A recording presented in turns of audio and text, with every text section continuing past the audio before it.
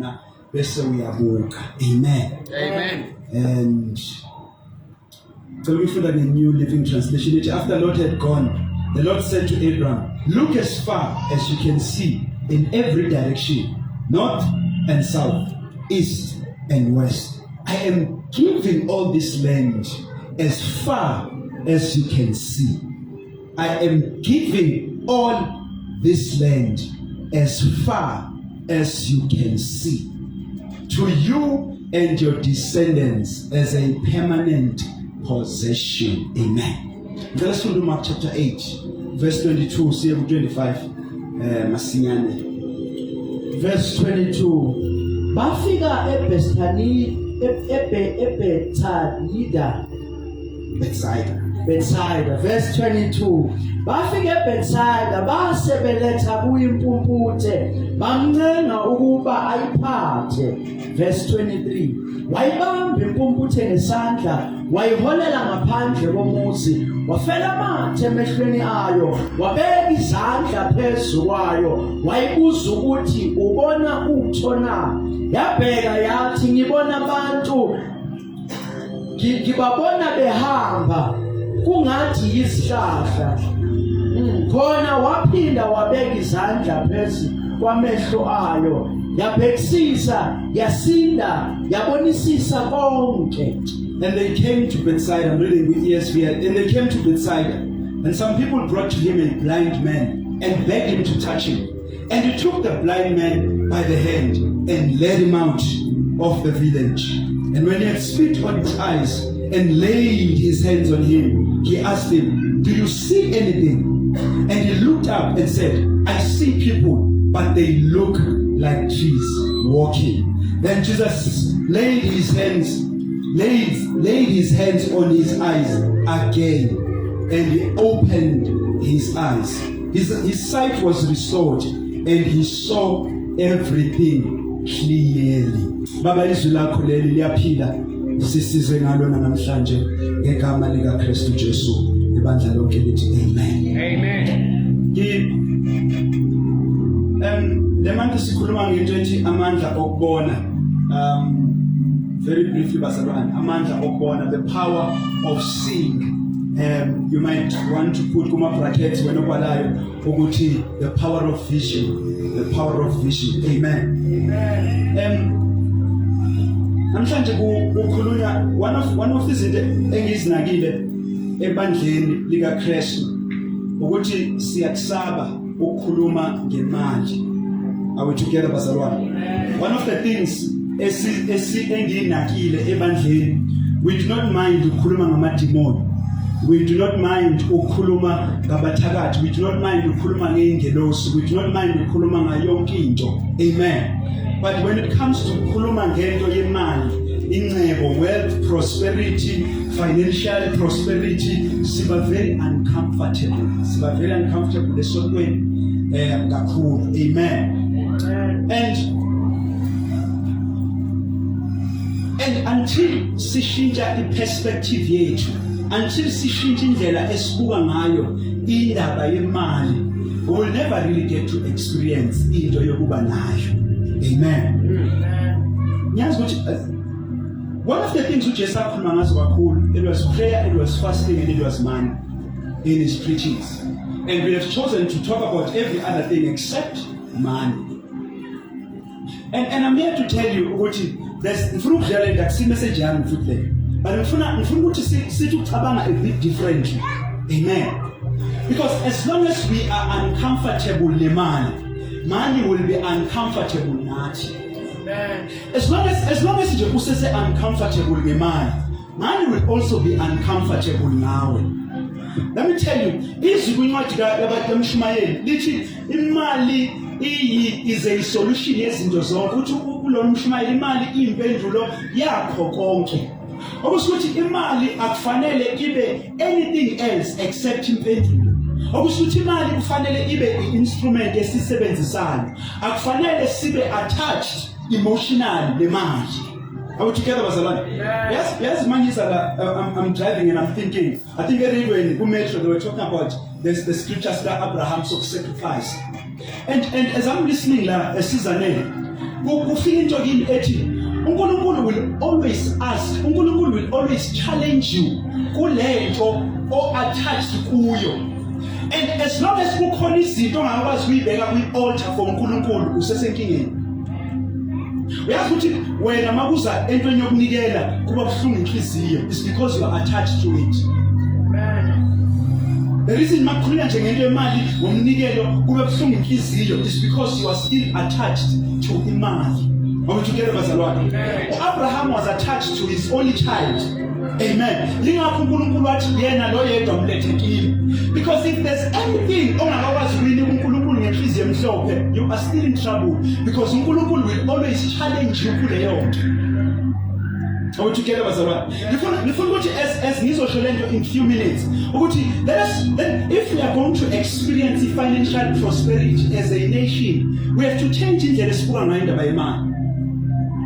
We have this is a training ekumele siyenze ukuthi be willing to part nemali vuma nje ukuhlukana nemali for izinto ezimportant. Let you ukuthi imali is a currency. A currency is something that flows. Ukuthi as long as imali uyigcina angeke ilethe imali. Imali idinga uyithathe uyidlulise because the more it flows the more ibuya. Yes, let the principle esetshenziswa abahedeni thina we do not know.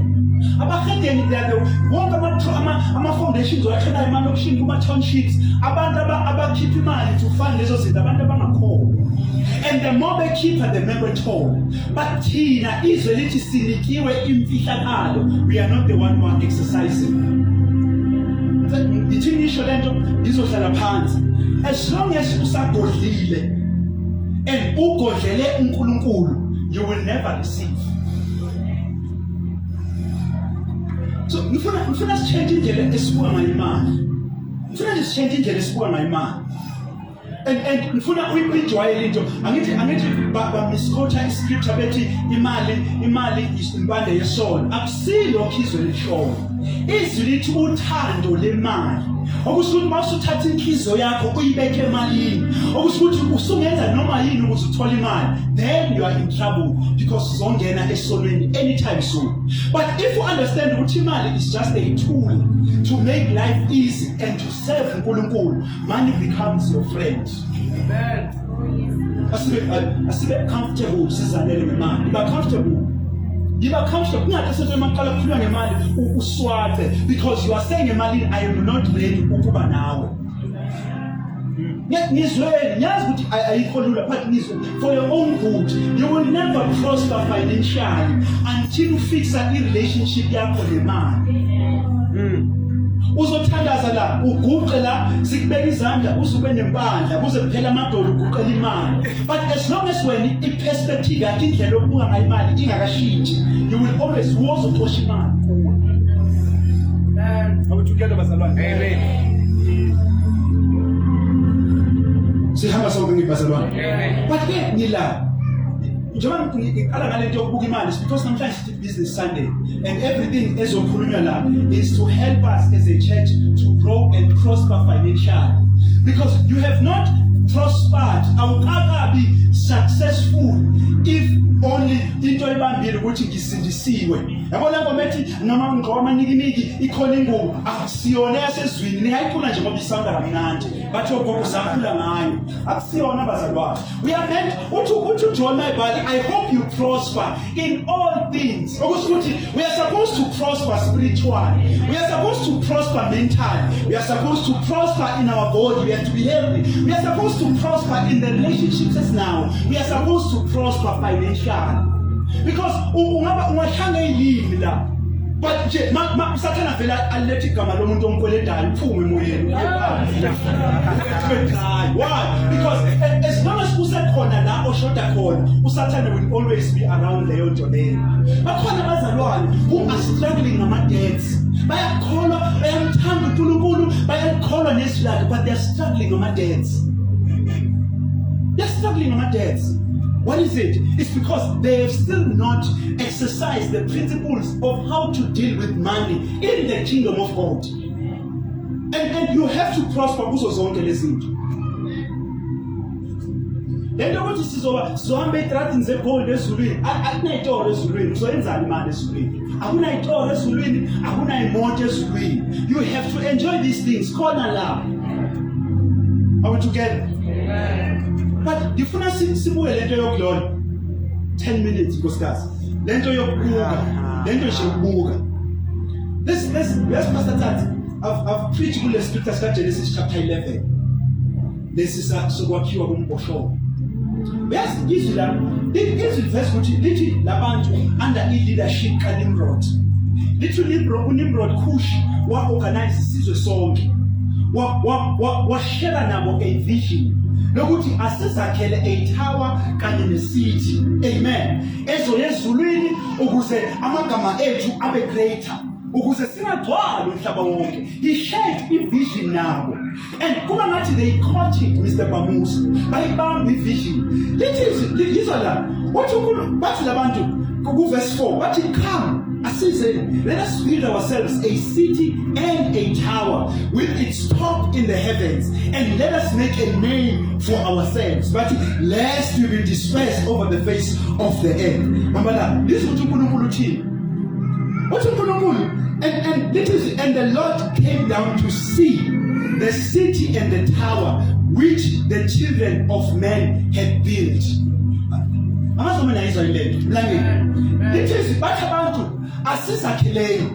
A tower and a city. Number one, but ask this is a vision, right? This is uNkulunkulu esezulwini lithi wathi asehle siyobona ukuthi umuntu wakhe ini. Now, inkinga besingakabekwa but because engqondweni beseyikhona uNkulunkulu usebeyenzile okusho as long into usuyibona already sowunayo okusho ukuthi imajority yethu asihluleki because uNkulunkulu akenzi uNkulunkulu asekwenzile uthi uNkulunkulu asehle siyabona ukuthi umuntu usenzeni uthi mabali bazalizwe lento uthi the Lord came down to see the city and the tower which the children of men had built. Now usebekwenzile thandazo wakho cannot bring izinto wena ongaziboni majority yethu mangithi we are praying millionaires are raised in this house khona bayikhiphayo basuke eduze ngalezi because akayibone imillionaire immediately when the word falls ukuthi businessmen and businesswomen bazovusa kule tende khona usubayo yazi lento ukuthi mabekhomba kwi-section yakho bese uyahlela because awuyiboni wena uyileyo nto and as long as ungayiboni noma ingaba in the atmosphere okuyo leyo nto you just have to reach it ube yiyo angeke ukwazi until uyibona ngamehlo ithi ngikhuluma lento ka Genesis ngihlale phansi this I just wanted to lay a foundation yokuthi kunamandla ukuthi ubonani akunandaba ukuthi uNkulunkulu ubonani ngawe as long as wena ungakayiboni ngawe angeke ube yiyo lihamba namandla amen kungathi ka Genesis not even going so far ngizophetela kahle next week lento engiqala lapha uNkulunkulu siyaza ngesitep sika Abraham uNkulunkulu wamkhipha kubo wamkhipha ezweni lakubo wamkhipha kwifamily yakhe wathi ngikusendaweni and uthi ngizokwenza uthi uNkulunkulu nayimbiza uthi ngizokwenza ngizokunika igama elikhulu uthi you will be blessed uthi nesizwe sizoba blessed ngawe okusho ukuthi the blessing kaNkulunkulu ayipheleli ngokuthi ube blessed wedwa as long as what you have isalele wena wedwa nomndeni wakho it's still not from God because when God really blesses you He blesses you so that anyone who's connected now can also be blessed. As long as you are enjoying you are not yet blessed. A blessing kaNkulunkulu has to flow kuwena. uNkulunkulu akaswelanga abantu azobabusisa. uNkulunkulu uswele abantu abazoba isibusiso kwabanye. uNkulunkulu does not want to bless you and everyone, but He wants to bless me so that through me you can be blessed. uNkulunkulu wants to bless you ukuze everyone owazana nawe kube lento ayamkelayo kuwe. Uthi uAbraham ngizomnika igama that is influence. Uthi I will bless you. Besathi and nations will be blessed ngawe. Okusho ukuthi my blessing mayisemuntwini akufanele enjoy uye yedwa, but everyone who's connected nabo must enjoy the blessing. The Bible liyakuthi wamkhipha. Abraham ukhishwa una 70 years. Utshela ngomntwana. Usehlala nonkosikazi wakhe for more than 50 years. Bengamtholi umntwana. uNkulunkulu umtshela into which is beyond him. Umtshela into angayiboni. Amen. But this is our God. uNkulunkulu akezi uzokutshela into obvious. But ufuna ukutshela into lozokunohleli phansi ukuthi uNkulunkulu uganga ngawo. uNkulunkulu uganga ngama kuye. That is God. That's why kuba nzima ukuthi siyamkele because asiboni. Do you know ukuthi the reason ingelosi yaspend isikhathi kangaka noMaria imtshela ethi Maria uzokhulela ethi Maria kanjani ngoba ngazani nendoda lithi ingelosi why kwakufanele uMaria ayiconceive engqondweni besiyenzeka lithi immediately makathi makwenzeke kimi njengalokho lithi wavela wakhulelwa ngaleso sikhathi okusho until uyibona angeke we experience. The Bible esephumile ole makia ngiconsela ngene imali. The Bible mayisaphumile lithi wathatha uLord ukuthi in case lento kaNkulunkulu ingenzeki at least ne backup. Uyabona lento ukuthi uNkulunkulu ashintshe but ungayikhona. Nje backup ukuthi at least nginoLord mabe ibenda lento usezobona wenza njani. The Bible lithi wenzeka whatever ngifuna ukuya la ngikhona ngicitha isikhathi because I don't have isikhathi. Lithi esehlukene noLord. Amen. And it's years after. Still Abraham akanamntwana, still Sarah akanamntwana. uNkulunkulu uza kuye. Uthi uNkulunkulu uza kuye. Uthi Abraham. Uthi from la umikhona. Uthi khona la umikhona. Uthi bheka yizwa kune part kaNkulunkulu bese kuba nepart yakho.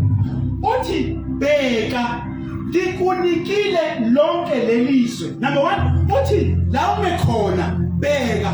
Number 1 all directions bheka enorth ubheke east ubheke ewest ubheke esouth. Amen. Okusho ukuthi look at all directions. Number 2 uthi lonke lelizwe likunikile lona.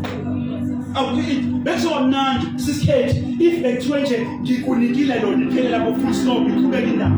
But uthi ngikunike lona as far as you can see. Uthi ngokunike konke but uzothola as far as wena la ubona khona. Okusho ukuthi i-limit yesinto esithola enkosini is because of what we see. Okusho ukuthi we need to open our eyes. We need to pray. Ukuthi uNkulunkulu asivule amehlo sibone more than lokho esibonayo manje. And akathi hambe yesam uthi khona la khona. Okusho ukuthi into ye vision ayithi yiba nezinto ukuzibona. Khona la khona. Khona kulezo zenhlala kuyo. Khona ku-unemployment enguyo. But I have to see employment. I have to see progress. I have to see success. Khona la ngikhona. Because if vision I block ama circumstances. If vision isuka umuntu elele ku one bedroom, when you study abantu who have made it, you will see ukuthi they had the only thing ababenayo was a vision. They had a dream. Kukhona into ebebeyibona. Amen. No, and ungalokho uzama ukuexplain abantu izinto ezibonayo wena because if vision is supposed to be a personal thing. Awuthukela bazalwane. Ufuna ukuyithetha la because isikhathi anginaso. Ngiyabona ukuthi uzothatha isikhathi esiningi. Ngicela bandla limi ngenyanga. But uthi uNkulunkulu ku-Abraham, I am giving you all this land, but as far as you can see. Now, umethi bathi baletha indoda engaboni uJesu. And for the first time uJesu ephinde into eyi-1 no-2. Akathi uJesu wathi umuntu isukuma umuntu ongasukuma kahle waphinde wasukuma. But for the first time ezweni lithi wabaletha umuntu ongaboni uJesu. Lithi uJesu number 1 wamkhipha la wayekhona. Waya naye ngaphandle kwe-village. Lithi wathatha amathe wawubeka emehlweni wakhe wathi what do you see? The Bible lithi lo muntu wathi ngibona abantu behamba but ngathi ihlahla. Amen. The Bible Jesus could not say I can listen siyabona bona qhubeka. Lithi waphinda wambeka isandla. And my prayer namhlanje ukuthi we can pray and ask uNkulunkulu ukuthi God touch me as many as you want so that nami ngizobona clearer. Amen. Because bazalwane ngifuna ukuba straight nani ku year 2022 kudependa ngokuthi ubonani ngempilo yakho. You may be praying for a job but iqiniso lithi I was born wena usebenza vele. And because of lokho angeke uyamkele in the spirit. Mthandazo wami uthi thandaza uthi Nkosi ngithinte as much as you want kule nyanga and going forward until ngibona lokho okubonayo ngami. Let us pray.